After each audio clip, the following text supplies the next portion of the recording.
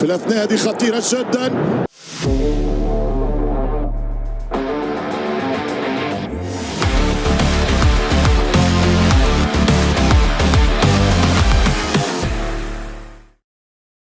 ادعمونا بلايك للفيديو واشتراك بالقناة. اليوم مباراة الترجي ما كانتش مجرد هزيمة، كانت سقوط حلم كامل. الترجي دخل نصف النهائي هو يحمل آمال كبيرة للجماهير، لكن النهاية كانت قدام ميلودي سان داونز. الهزيمة الأولى في رادس كانت صدمة، خسارة 1-0 أنهت سلسلة 14 مباراة دون هزيمة على الميدان، وفتحت باب الشك في رحلة بريتوريا. برايان ليون كان صاحب الهدف، والترجي فشل حتى وهو يلعب ضد منافس منقوص في آخر الدقائق.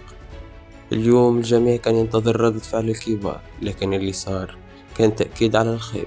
سان داونز ينتصر 1-0 في بريتوريا، وضمن التأهل للنهائي بنتيجة إجمالية 2-0. نفس الاسم عاد ليعاد بالترجي، برايان ليون بعد ركلة جزاء تصدى لها الحارس، لكن الكرة رجعت له وسجل. حتى فرصة فلوريان دانو اللي ضربت على العرض ما كانتش كافية لتغيير المصير.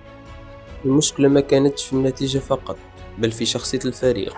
الترجي ظهر بلا ردة فعل قوية، بلا ضغط حقيقي، وبلا روح الفريق اللي تعودنا نشوفوها في المواعيد الكبرى. جمهور الترجي كان ينتظر رجال تقاتل على الشعار، لا فريق يخرج بهدوء ولا مقاومة واضحة.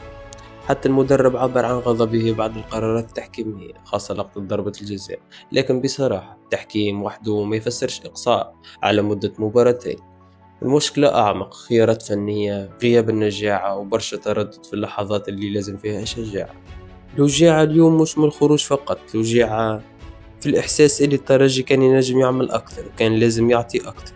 جمهور الترجي ديما حاضر، ديما مأمن، وديما يسافر بالحلم حتى لآخر دقيقة، لكن اليوم رجع بخيبة أكبر من الهزيمة نفسها. الهزيمة تتنسى، أما خيبة الأمل تبقى ديما عايشة.